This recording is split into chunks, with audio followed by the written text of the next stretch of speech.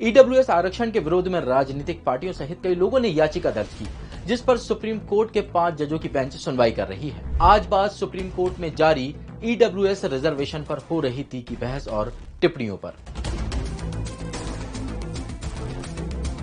जनवरी 2019 में 103वें संविधान संशोधन के जरिए आर्थिक रूप से कमजोर लोगों को 10% रिजर्वेशन दिया गया, जिसके बाद दायर याचिकाओं के आधार पर सुप्रीम कोर्ट ने सुनवाई के लिए 3 सवालों को चुना, जिस पर सुनवाई के लिए 5 जजों की कॉन्स्टिट्यूशनल बेंच बनाई गई, जिसमें chief justice UU Lalit, justice Dinesh Maheshwari, justice S Ravindra Bhat, justice S B Pardiwala, justice Bela Trivedi शामिल हैं।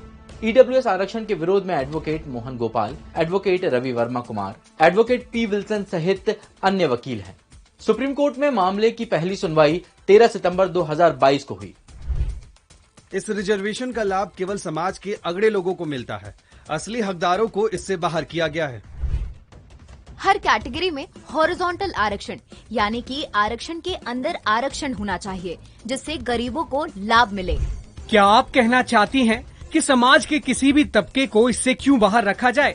पिछड़े, दलितों और आदिवासियों को आरक्षण से दूर रखा गया है, जो समानता के अधिकार का उल्लंघन है। जिसके बाद सुनवाई को अगले दिन के लिए लिस्ट किया गया, 14 सितंबर। इस दिन आर्थिक हालातों के आधार पर सुनवाई शुरू हुई।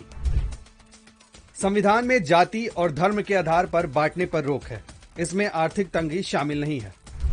आर्थिक समानता को आर्टिकल 15 और 16 में शामिल नहीं किया गया है। तो क्या इसका मतलब ये है कि आर्थिक आधार पर भेदभाव किया जा सकता है? शेर और बैल के लिए एक तरह का कानून बनाना भी उत्पीड़न ही है। उच्च जातियों को ईडब्ल्यूएस आरक्षण देने के बारे में भी मैं यही कहना चाहता हूँ। मिस्टर विल्सन, हम सिर्फ पैराग्राफ नहीं, आपके विचार चाहते हैं। बहस जारी रही। सुनवाई को फिर 15 सितंबर के लिए लिस्ट किया गया। इस दिन सुनवाई की शुरुआत में चीफ जस्टिस यूयू ललित ने कहा कि अगर आर्थिक पिछड़ेपन को आरक्षण के लिए आधार माना जाता है तो इससे क्या समस्या है? सरकारी नौकरी और शिक्षण संस्थानों में एडमिशन के लिए आर्थिक हालात आरक्षण का आधार नहीं हो सकते हैं। लोकसभा और राज्यसभा के संविधान संशोधन विधेयक को बिना किसी बहस के पास किया गया।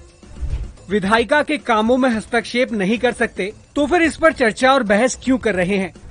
ईडब्ल्यूएस आरक्षण तो बीपीएल कैटेगरी के लोगों को दिया जाना चाहिए, क्योंकि हमारे पास उनका सही डेटा भी है। जिसके बाद सुनवाई को फिर 20 सितंबर तक के लिए आगे बढ़ा दिया गया है।